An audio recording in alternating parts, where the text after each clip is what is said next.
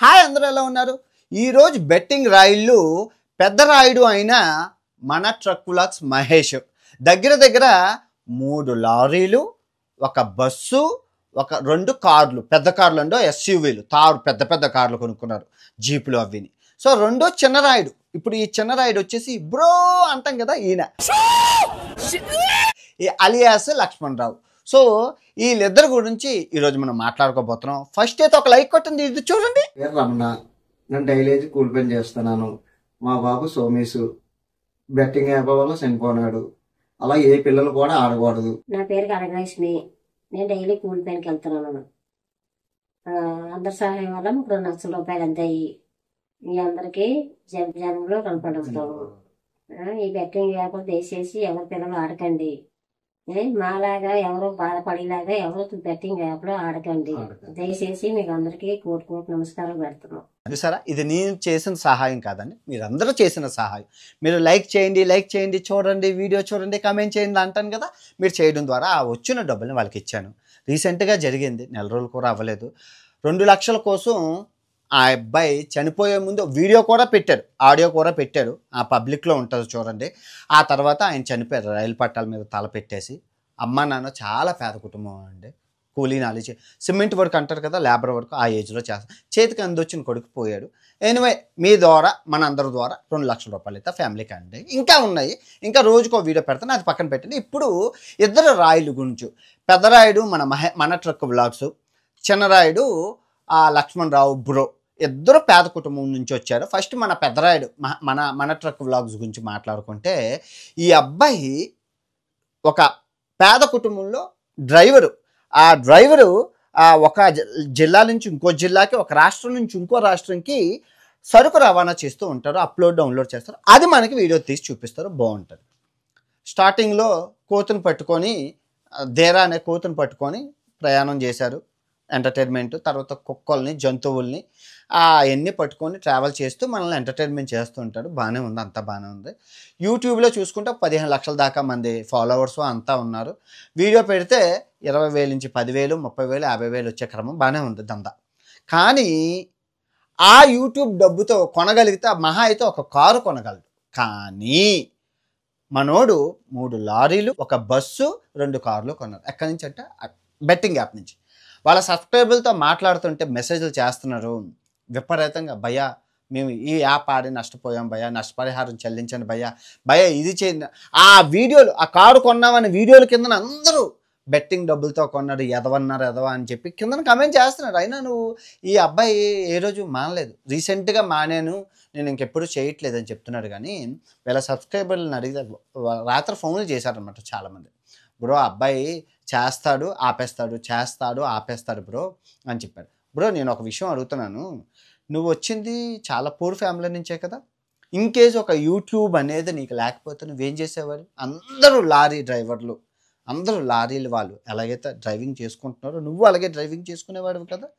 ఇప్పుడు ప్రపంచంలో ఎవరు ఏ లారీ డ్రైవర్కి లేనంత అదృష్టం నీకు వచ్చింది కదా. ఇప్పుడు నేను ఫాలో అయ్యేది ఎవరు?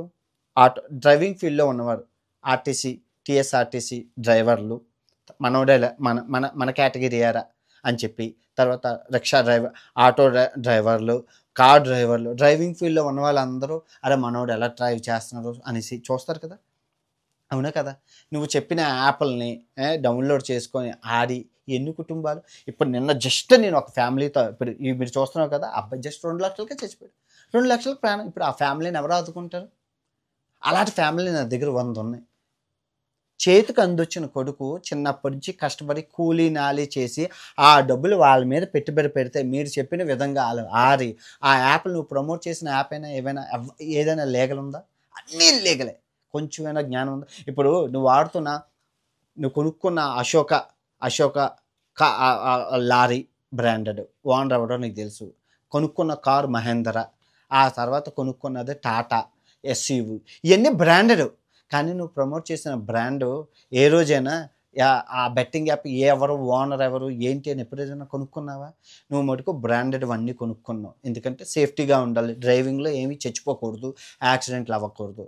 కానీ నువ్వు ప్రమోట్ చేసిన యాప్ల వల్ల ఎన్ని మంది ప్రాణాలు పోయాయో నీకు తెలుసా? వాళ్ళకి నష్టపరిహారం ఏమైనా చెల్లిస్తావా? 100 కుటుంబాలు ఉన్నాయి. ఆ 100 కుటుంబంలో ఒక్క లారీ అమ్మేసి, నీ దగ్గర ఉన్న 3 లారీలు ఒక లారీ అమ్మేస్తే 50 లక్షల రూపాయలు వస్తాయి. ఆ 50 లక్షల రూపాయలు తీసుకెళ్ళి కుటుంబాలు 100 కుటుంబాలకి ఏమైనా పంచుతావా? పంచుతావా చెప్పు నిజంగా? తలా 2 లక్షలు, నేను ఇచ్చిన 2 లక్షలు ఏం సరిపోతుంది చెప్పు? ఏదో నా వంతు సహాయం, చిన్న ఉడతా భక్తి సహాయం నేను చేయగలిసాను. గుడ్డులో మెలనయం నువ్వేమైనా చేస్తావా? అలా ఎన్ని కుటుంబాలు ఉన్నాయి బ్రో?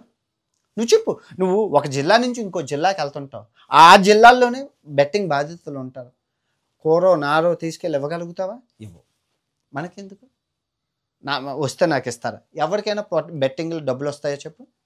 నీకు అన్నంత డబ్బులు ఎందుకు ఇచ్చారు? కొంచెమైనా జ్ఞానం ఉండాలి కదా. ఆ డ్రైవర్లు అందరూ డబ్బులు వస్తాయని ఆశ చూపిస్తే, అరే మనోడు కదా. ఇక్కడ ప్రాబ్లం ఏంటంటే రోజు చూసేవాడు కదా, రోజు నిన్ను చూస్తుంటాం, అలవాటు అయిపోతూ ఉంటుంది. నువ్వు చెప్పేసరికి ఎంత కష్టం. ఇప్పుడు ప్రతి పని కష్టమే. కూలి రైతు కష్టం రైతుది, డ్రైవర్ కష్టం డ్రైవర్ది, లారీ డ్రైవర్ది కష్టం లారీ, ప్రతిదీ కష్టం. కష్టపడకుండా ఏదీ రాదు. నేను కూడా ఈ వెనకాతల 25 కేజీల బరువు వెనకాతల ముందు 15 కేజీల బరువు వేసుకొని 5 కిలోమీటర్లు 10 కిలోమీటర్లు నడిచిన రోజులు ఉంటాయి. ఎవరి కష్టం ఏది సులువు. సాఫ్ట్వేర్ ఇంజనీర్ జాబ్ కూడా కష్టం. కూర్చొని పైల్స్, చత్వరం, చాలా జబ్బులు వాళ్ళకి వస్తాయి. ఏది సులువైన కాదు. అర్థమైందా? డ్రైవింగ్ ఫీల్డ్లో చాలా కష్టపడుతున్నాను బ్రో అంటావు. నీకు కష్టం విలువ తెలిసిన ఎవరైనా బెట్టింగ్ యాప్లు ప్రమోట్ చేస్తావా? ఇప్పుడు ఒక వీడియో కాకపోతే ఇంకో వీడియో పెడతావా? రోజుకి 3 వీడియోలు పెడతావు.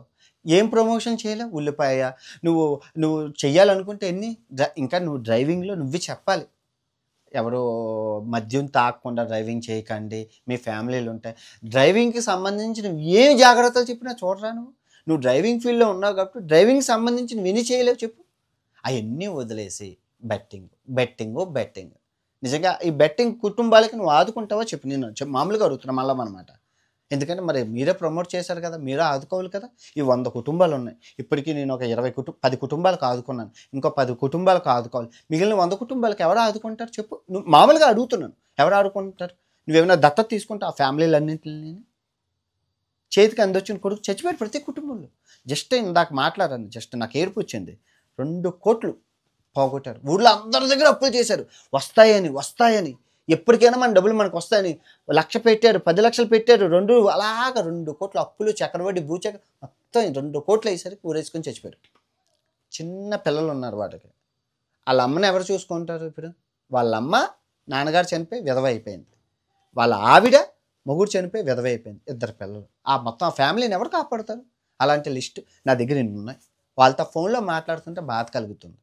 దయచేసి ఇంకెప్పుడు ఇలాంటి బెట్టింగ్ యాప్లు చేయక, చేతనైతే ఇలాంటి బెట్టింగ్ బాధితుల కుటుంబాలకి సహాయం చెయ్యి, పుణ్యం కొట్టుకో. ఇంక ఇప్పుడు మన లక్ష్మణ్ రావు గురించి, అలియాస్ బ్రో. ఈ అబ్బాయి ఆటో డ్రైవర్ అండి. ఇటువంటి ఆటో డ్రైవరు మీ అందరికీ తెలుసు కదా, సినిమా థియేటర్ల ముందు రివ్యూ చెప్పమని సినిమా రిలీజ్ అయిన రోజు అందరూ చాలామంది మైకులు పెడతారు. మైకులు పెట్టేసరికి పిచ్చిగా యాక్ట్ చేస్తారు. అందులో పిచ్చిగా యాక్ట్ చేసిన మనోడే బ్రో. పిచ్చిగా రివ్యూ, పెట్రోల్ పోసేసుకొని, పాలు పోసేసుకొని, కిరోసిన్ పోసేసుకొని, కోకోకోలా పోసేసుకొని, ఒక పిచ్చోలా గడిచి క్రేజీగా సమాజంలో అయితే ఫేమస్ అయ్యారు. వీళ్ళందరూ మన న్యూస్ ఛానల్ అన్నీ ఫేమస్ చేశాయి. ఈ రివ్యూ ఛానళ్ళు అవి దేవుడి దయ వల్ల మొత్తానికి ఎన్నో కష్టాలు పడి తలకిందులుగా తపస్సులు చేసి ఫేమస్ అయ్యాడు. యూట్యూబ్లో 1 మిలియన్ సబ్స్క్రైబర్ అంటే 10 లక్షల సబ్స్క్రైబర్లు తెచ్చుకున్నాడు. అండ్ ఇన్స్టాగ్రామ్లో 4 లక్షల సబ్స్క్రైబర్లు అంటే దగ్గర 15 లక్షలు మొత్తం అంతా కలిపి. 15 లక్షలు వాటర్ బాటిల్ అమ్ముకున్నా కూడా డబ్బులు వస్తాయి. చిన్న చిత్తగా సినిమా అవకాశాలు వస్తున్నాయి, సీరియల్ అవకాశాలు వస్తున్నాయి, రిలీజ్ ఫంక్షన్లకు వెళ్ళినా ఏం చేసినా డబ్బులు అయితే వస్తాయి. ఒకవేళ నేను ఫేమస్ చేయకపోయి ఉంటే నువ్వు ఎక్కడుండేవాడు? వెళ్ళి ఆటోయే నడుపుకునేవాడు. కానీ ఫేమస్ చేసిన పాపానికి మనోడు పిచ్చి బెట్టింగ్ యాప్లు. ఏ రోజైనా ఫీల్ అయ్యావా? రిగ్రెట్గా ఫీల్ అయ్యావా? మామూలుగా అంటే నేను తప్పు చేశాను, ఆ ఫ్యామిలీలో చచ్చిపోయి ఉంటారు, వాళ్ళ పరిస్థితి ఏంటి, వాళ్ళ అమ్మ నాన్నల పరిస్థితి ఏంటి, ఏ రోజైనా ఫీల్ అయ్యావా? లేదు కదా, ఉండదు కదా. పాపం పుణ్యం అనేవి కొన్ని ఉంటాయి. ఆ అబ్బాయికి నేను చెప్పాను, డ్రైవింగ్ ఫీల్డ్లో ఉంటావు. ఈ మహేష్ అన్న ట్రక్ బ్లాగ్స్కి కూడా ఈయనకి అదే చెప్పాను, డ్రైవింగ్ ఫీల్డ్లో ఉంటే ఏదైనా అయితే ఎవరు రెస్పాన్సిబిలిటీ? కొంచెం ఇంకిత జ్ఞానం ఉండాలి బ్రో. మీరు ఫేమస్ అయినప్పుడు మీరు చెప్పాలి ఇంకా సమాజానికి. ఇప్పుడు ఒక ఐఏఎస్ ఐపీఎస్ ఆఫీసర్లు చెప్తే ఎవరు వినరు. ఎందుకంటే వాళ్ళని ఫాలో అయ్యేది 500 మంది, 2000 మంది, 3000 మంది. కానీ సినిమాల ముందు రివ్యూలు చెప్పే మమ్మల్ని ఫాలో అయ్యేది ఎంతమంది? లక్షల్లోని వేలల్లో ఫాలో అవుతున్నారు. మీరే చెప్పాలి కదా, బెట్టింగ్ యాప్లు ఆడద్దు, ఆడితే ప్రాణాలు పోతాయి అని చెప్పాల్సింది మీరే ప్రమోట్ చేస్తే ఇంకెవరి రెస్పాన్సిబిలిటీ చెప్తాను? ఎంతకని ఒకటా రెండా పిచ్చి పిచ్చి యాప్లు? మీరు చెప్పిన యాప్లన్నీ నేను డౌన్లోడ్ చేసుకుని చూస్తున్నాను. ఇంటర్ఫేస్ ఎలా ఉంటుంది, ఎలా పనిచేస్తుంది బాడీని. 100 రూపాయలు పెడుతున్నాను, పిచ్చి పిచ్చి ప్రతి 100కి అకౌంట్ మారిపోతుంది. ప్రతి యాప్ నేను డౌన్లోడ్ చేశాను, ప్రతి యాప్ డౌన్లోడ్ చేసి నేను ఆడుతున్నాను. 100కి అకౌంట్లో మారిపోతున్నాయి. ఎవరి దగ్గరికి వెళ్తుందో ఆ డబ్బు తెలియదు. ఉగ్రవాదులకు వెళ్ళట్లేదనే నమ్మకం ఏంటి? మీరు ఇస్తారా? ఓనర్ ఎవరో తెలియదు, మీకు ఎవరిచ్చారో మీకు తెలియదు. ఆడెవరో ఇచ్చారు, ఫోన్ చేశారు, డబ్బులు వేసారు, చేస్తారు. అది ఉగ్రవాదులకు వెళ్తుందా, ఇంకెక్కడికి వెళ్తుందా? ఇప్పుడు ఈ ఉగ్రవాద సంస్థలకి బిర్యానీలు, రొట్లు ఎవరిస్తారు బ్రో? గన్నెలకి డబ్బులు ఎవరిస్తారు? మీలాంటి చట్టరీత్యా ఇల్లీగల్ బెట్టింగ్ యాప్ల ద్వారా వెళ్తుంది. అది మీరు తెలుసుకోవాలి. దేశానికి నష్టం, ప్రజలకు నష్టం. మిమ్మల్ని ఫేమస్ చేసిన పాపానికి ఆడు కొరివి ఆరు పెట్టుకున్నట్లు అవుతుంది. ఎన్ని ఇంట్లో దీపాలు ఆరిపోయి, ఎన్ని ఫ్యామిలీ. ఇప్పుడు మన చనిపోయిన ఫ్యామిలీ 1 కోటి రూపాయలు, కొన్ని 50 లక్షలు ఇచ్చారు. కానీ ఈ బెట్టింగ్ యాప్లు చిన్న ఎవరు ఇవ్వట్లేదే. ప్రమోట్ చేసినోడు ఇవ్వట్లేదు, గవర్నమెంట్ ఇవ్వదు, పాలసీ డబ్బులు రావు. ఎందుకంటే అందరూ బలవత్ మరణం కదా, రాదు. ఆ కుటుంబాలకు ఎవరు ఆదుకుంటారు బ్రో? ఒక్కసారైనా ఏది ఉగ్రవాదుల దానిలో 25 మంది చనిపోయారు, 30 మంది దాకా. కానీ ఇక్కడ వేలల్లో ఉన్నారే, వేలలో చచ్చిపోతున్నారా? వాళ్ళందరికీ ఎవరు ఆదుకుంటారు చెప్పు? రోజుకో 2 శవాలు తేలుతున్నాయి. అది బయటకు వచ్చిన శవాలు, బయటికి రానివి ఎన్నో. ఐ హోప్ మీరు అర్థం చేసుకుంటారు అనుకుంటున్నాను. ఈ బెట్టింగ్ బాధితులు ఎవరైతే ఉన్నారో వాళ్ళకి మీ వంతు సహాయం చేస్తారని కూడా కోరుకుంటున్నాను. మీరు కూడా సమాజంలో ఎదుగుతున్నారు కదా, ఎదుగుతున్నారు. అందరూ ఆస్తులు సంపాదించుకున్నారు బాగానా, ఆస్తులు కొనుక్కున్నారు, ఆస్తులు కూడబెట్టుకున్నారు.